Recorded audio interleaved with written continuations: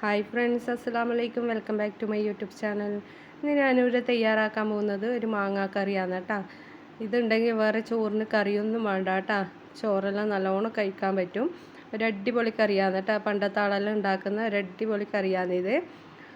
എല്ലാവരും ട്രൈ ചെയ്ത് നോക്കണം. 2 മാങ്ങയും ഒരു സവാളയും ഉണ്ടെങ്കിൽ വേഗം തന്നെ ഉണ്ടാക്കാൻ പറ്റിയ നല്ലൊരു പച്ചമാങ്ങാ കറിയാണ് കേട്ടോ.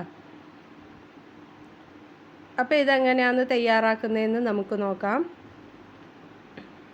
അതിന് വേണ്ടിയിട്ട് ഞാനിവിടെ 2 മാങ്ങയും ഒരു സവാളയും എടുത്തിട്ടുണ്ട്. ഈ സവാള ഇത്രയും നമുക്ക് വേണ്ട, ഇത് വലിയ സവാള ആയതുകൊണ്ട് ഇതിൻ്റെ അരമുറിയോളം നമുക്ക് മതി. ചെറിയ സവാളയാണെങ്കിൽ ഒരു സവാളയോളം എടുക്കാം കേട്ടോ. അപ്പോൾ ഇനി ഇതിൻ്റെ തൊലി കളയണം. ഞാനിവിടെ പുളിയില്ലാത്ത മാങ്ങ ആയതുകൊണ്ടാണ് കേട്ടോ 2 മാങ്ങ എടുത്തത്. അധികം പുളിയുള്ള മാങ്ങയാണെങ്കിൽ ഒരു മാങ്ങയോളം എടുത്താൽ മതി. ഇത് അത്ര പുളിയൊന്നുമില്ല കേട്ടോ. പുളിയില്ലാത്ത മാങ്ങ ആയതുകൊണ്ടാണ് 2 എണ്ണം എടുത്തിട്ടുള്ളത്. അപ്പോൾ ഇതിൻ്റെ തൊലിയൊക്കെ ഞാൻ കളഞ്ഞിട്ടുണ്ട്. ഇനി ഇത് നമുക്ക് കട്ട് ചെയ്തെടുക്കണം. അപ്പോൾ ഇതേപോലെയാണ് കേട്ടോ കട്ട് ചെയ്യേണ്ടത്. അധികം നീളത്തിലും അല്ലാതെ നമുക്ക് അധികം കട്ടിയിലും അല്ലാണ്ട് ഇതേപോലെ വേണം നമുക്ക് കട്ട് ചെയ്യാൻ വേണ്ടിയിട്ട്. നല്ല നേർങ്ങനെ നമുക്ക് കട്ട് ചെയ്തെടുക്കാൻ പാടില്ല കേട്ടോ. ഇതേപോലെ കുറച്ച് കട്ടിയിൽ തന്നെ കട്ട് ചെയ്തെടുക്കണം. അപ്പോൾ ഓരോന്നായിട്ട് ഞാൻ ഇതേപോലെ കട്ട് ചെയ്തെടുക്കുന്നുണ്ട്. എൻ്റെ ചാനൽ ഇതുവരെ സബ്സ്ക്രൈബ് ചെയ്യാത്തവരുണ്ടെങ്കിൽ പ്ലീസ് ഒന്ന് സബ്സ്ക്രൈബ് ചെയ്ത് സപ്പോർട്ട് ചെയ്യണേ. കൂടെ വീഡിയോ ഇഷ്ടപ്പെട്ടാൽ ലൈക്ക്, ഷെയർ, കമൻ്റ് ഒന്നും ചെയ്യാൻ മറന്നേക്കല്ലേ. അപ്പോൾ ഞാൻ ഇതേപോലെ കട്ട് ചെയ്തെടുത്തിട്ടുണ്ട്. ഇങ്ങനെയാണ് വേണ്ടത്. ഇനി ഇതേപോലെ ഒരു മൺചട്ടി എടുത്തിട്ടുണ്ട്. മൺചട്ടി ഉണ്ടെങ്കിൽ എടുക്കാൻ ശ്രദ്ധിക്കണം. ഇല്ലെങ്കിൽ കുഴപ്പമൊന്നുമില്ല. സദാ ഏത് പാത്രമായാലും കുഴപ്പമൊന്നുമില്ല കേട്ടോ. മൺചട്ടി ആകുമ്പോൾ ഒന്നും കൂടെ നല്ലത്. അപ്പോൾ സവാള ഞാൻ ഇതേപോലെ നീളത്തിൽ കട്ട് ചെയ്തിട്ട് എടുത്തിട്ടുണ്ട്. അരമുറിയോളാണ് ഞാൻ എടുത്തിട്ടുള്ളത്. ഇനി ഇതൊരു കഷ്ണം ഇഞ്ചി ഇതേപോലെ നീളത്തിൽ കട്ട് ചെയ്തെടുത്തിട്ടുണ്ട്. അതും ഇതിലേക്ക് ചേർത്ത് കൊടുക്കാം.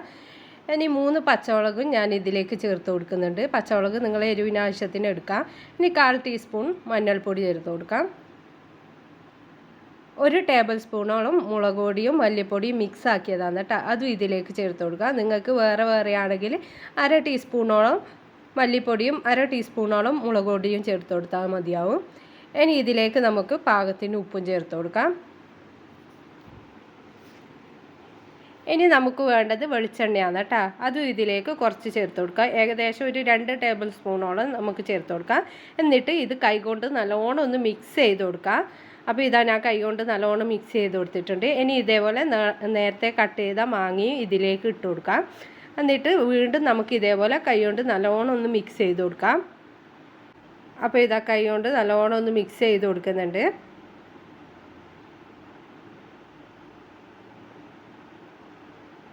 ഇനി ഇത് നമുക്കൊന്ന് മൂടി വെച്ച് കൊടുക്കാം. ഏകദേശം ഒരു 15 മിനിറ്റോളം നമുക്കിതൊന്ന് റെസ്റ്റ് ചെയ്യാൻ വെക്കാം കേട്ടോ. അപ്പോൾ 15 മിനിറ്റ് കഴിഞ്ഞിട്ടുണ്ട്. ഇനി നമുക്കിത് അടുപ്പിലേക്ക് വെക്കാം. എന്നിട്ട് ഇത് ചട്ടി ചൂടാകുന്നത് വരെ നമുക്കിതൊന്ന് ഇളക്കി കൊടുക്കാം.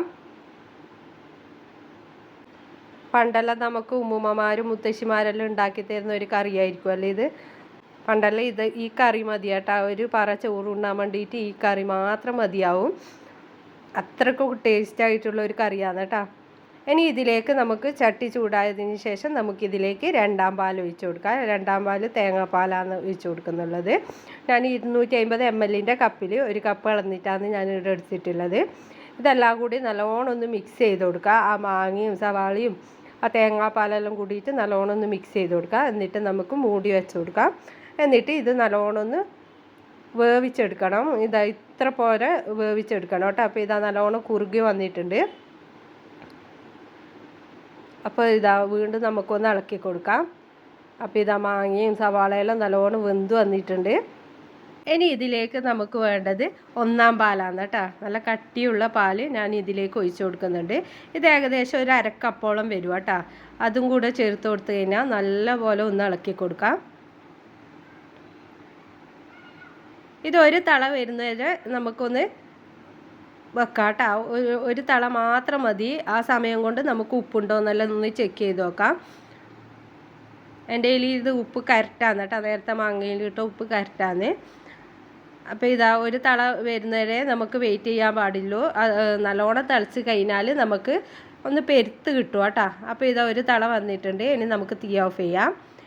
ഇനി നമുക്കിതൊന്ന് കാച്ചി പോരണം. അതിന് വേണ്ടിയിട്ട് ഞാനിവിടെ വെളിച്ചെണ്ണ ഒഴിച്ച് കൊടുക്കുന്നുണ്ട്. വെളിച്ചെണ്ണ തന്നെ എടുക്കാൻ വേണ്ടിയിട്ട് ശ്രദ്ധിക്കണം, എന്നാലേ ആ ഒരു ടേസ്റ്റ് നമുക്ക് കിട്ടുള്ളൂ. ഇനി ഇതിലേക്ക് നമുക്ക് കടുക് ഇട്ട് കൊടുക്കാം. കുറച്ച് കറിവേപ്പില ഇട്ട് കൊടുത്തിട്ട് കടുക് പൊട്ടിക്കഴിഞ്ഞാൽ നമുക്ക് ഈ കറിയിലേക്ക് ഒന്ന് ചൂടോടെ തന്നെ ഒഴിച്ചു കൊടുക്കാം. അപ്പോൾ ഇതാ നമ്മളെ മാങ്ങാക്കറി ഇവിടെ തയ്യാറായിട്ടുണ്ട്. എല്ലാവരും ട്രൈ ചെയ്ത് നോക്കണം, ഇഷ്ടപ്പെടും. പച്ചമാങ്ങൻ്റെ സീസണൊക്കെ അല്ലേ ഇപ്പോൾ, അപ്പോൾ ഇതേപോലെ ഒന്ന് ട്രൈ ചെയ്ത് നോക്കണേ. അപ്പോൾ ഇഷ്ടപ്പെട്ടാൽ ലൈക്ക് ഷെയറും കമൻറ്റൊന്നും ചെയ്യാൻ മറന്നേക്കല്ലേ. സബ്സ്ക്രൈബ് ചെയ്യാത്തവർ പ്ലീസ് ഒന്ന് സബ്സ്ക്രൈബ് ചെയ്യണേ.